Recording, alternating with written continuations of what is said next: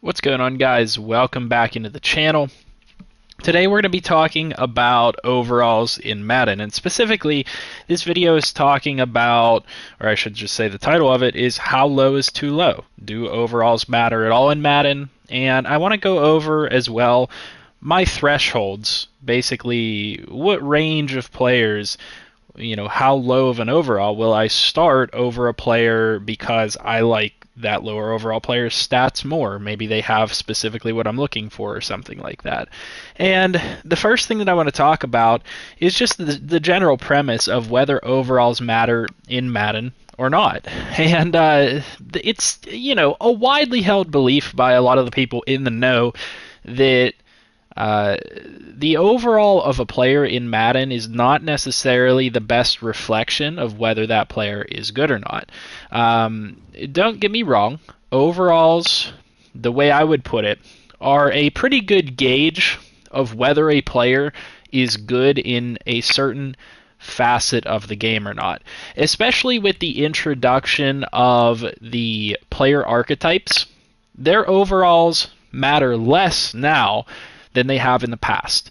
Because in the past, a player's overall rating would be the combination of all of their stats. It would be their combination of their, for example, run blocking, pass blocking, awareness, all of that stuff would be combined together into their overall. But now you have it split out between various different player archetypes, and probably in the future you're going to have even more player archetypes. So for, offensive linemen, for example, I would expect them to finally add a run blocker, quote unquote, archetype, where it is just somebody that is superior at run blocking. And so you have to consider that the overall of a player is already misleading in Madden right now, because you could be an 89 overall pass protector, and I've talked about this a little bit before, like what do overalls actually mean in Madden right now?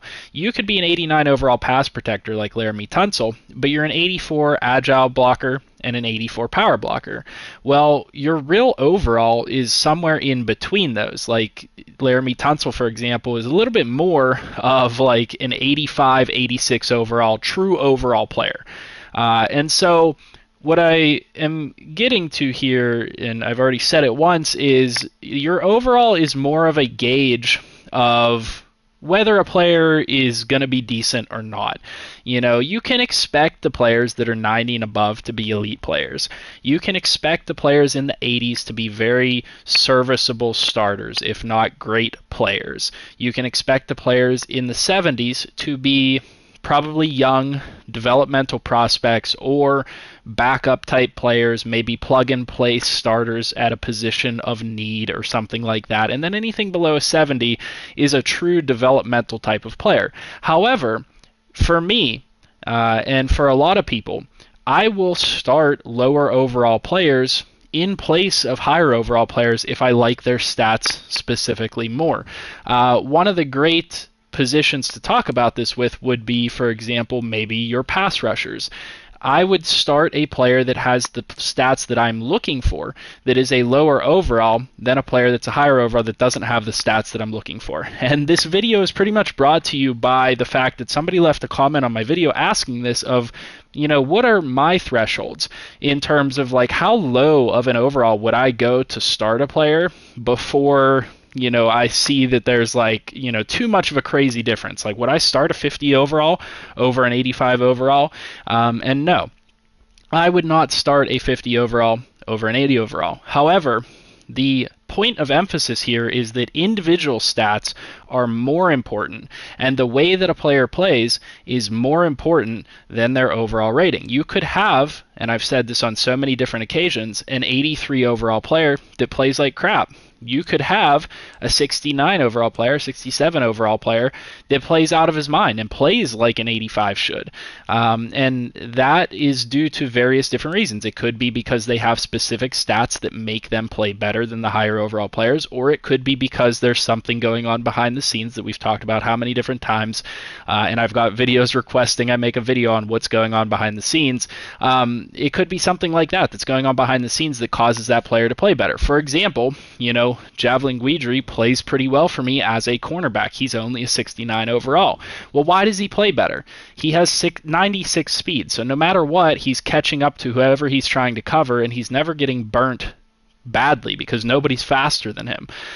So that's something to consider. He has a specific stat that I look for, and so I would start this guy. You know, I might start him over a 75, 77 overall player or something like that. But let's get into the actual thresholds of what I consider to be, what players are worth, and where I would go so low as to start a player. And so we already talked about it a little bit, and I'll reiterate this point. You can expect anybody that is 90 and over to be an elite player. You can expect anybody that is in the mid to high 80s to be a absolute start. But then once you start to get into the low 80s, you're generally looking, and this is super important, you're generally looking at players that are good in one facet of the game and not all facets of the game. Whenever you start to get into those mid to high 80s, you know that the players are going to be well-rounded enough that they can do it all. Whereas when you start to get into the lower 80s, like 81 overall and stuff like that, you're looking at players that are better in one area than another, that could improve in one specific area over another. So Bernardrick McKinney, for example, not a good coverage linebacker at all. And this is what you'll generally see with 80, 81, 82 overall players. You're looking at players that are going to have one archetype that is predominantly better than the others. You can see he's an 81 run stopper, but only a 72 pass coverage linebacker. And so this is really the range of players that you start getting into where you have to start weighing your options, where it might be better to start a lower overall player in place of, for example, Bernardrick McKinney, who's an 81 overall, because maybe you're looking for a pass coverage linebacker. Maybe you're looking for somebody that's a bit faster and has those ratings. So if you have that player and he's a 70 overall, don't hesitate to start that player over this player, because if they have 88 speed, which is what you're looking for, and 75 zone coverage, then they've met your requirements, and there's nothing wrong with starting that player over this player. Now, if you're getting super realistic, you're obviously not going to be benching Bernardrick McKinney. He's kind of a staple for this defense. But, if you are playing to develop your players and the players that you want to develop, and, you're looking to develop in the areas that you want those players at that position to play, then yeah, I will start a 70 overall. And in fact, whenever I answered this question on my channel, I went as far as to say I will start as low as a low 60 overall player in place of a higher overall player because of the stats that they have that are specifically what I want. A great example of this is here. I chose to essentially get rid of all of the receivers on this team in this Houston Texans rebuild, which if you haven't checked it out, go check it out. I just created a playlist with it, so it's nice and easy to watch all of them. But these wide receivers have the stats that I want. I could certainly start 72 overall Braxton Berrios or 74 overall Kiki Kute. But in reality, Jack Hayes has been playing better than all of my other receivers, and he has exactly what I look for in a young developmental prospect. He has height. He's 6'5". He's 223, so he's got a big frame. So he's going to be able to go up and get balls, and he has really good speed and acceleration to build upon. I can go without the crazy good catching stats or route running stats because those will develop. I can make those better over time. But what I can't develop is I can't develop 6'5" height. I can't develop 90 speed, 92 acceleration. So am I really going to start that 72 overall over him, who's a couple years older, that doesn't necessarily fit that bill because this guy's 5'9"? There are certain aspects of the game that you have to weigh what's important to you. And I wanted to utilize this franchise as an example for that because there are so many players on this team that embody what I'm talking about here. I'm starting a 69 overall quarterback. I'm starting 267 overall wide receivers. I'm starting a 69 overall tight end because guess what? This guy's got 88 speed. He's not good at anything else, but he's fast, and so he gets open, and so I'm going to be able to develop him into a better player than I might be able to develop somebody else into. And so my answer is, in terms of how low I would go, is I wouldn't even hesitate if there's a 70 to 79 overall player that you think has the stats that you want. I wouldn't even hesitate to put those players into the lineup over somebody else. Now, whenever you start to get into the 60s, you like 65 and above, that's kind of the territory where you're looking at a player that is going to be lacking in a lot of areas. They have to have specifically what you're looking for if you're going to insert them into the lineup. Guys like Jack Hayes, for example. However, whenever you start to get into the low 60s, you're really looking, like you're really reaching to put a player like that into your starting lineup. Now, I have done it.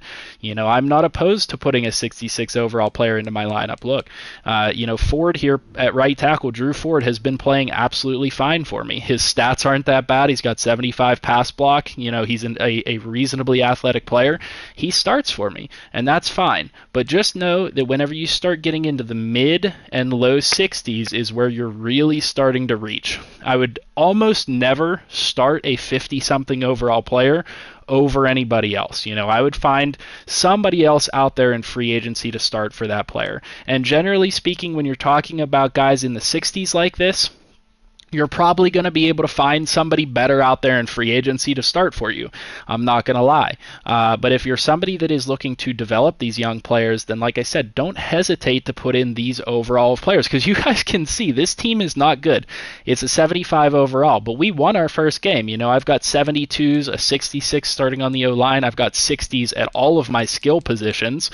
On the defensive side, maybe we have a couple of players here and there that are, stars, but we really have low overalls at like all of these positions, and these guys are playing perfectly fine. So take this as an example that truly overall does not matter in Madden. It never has.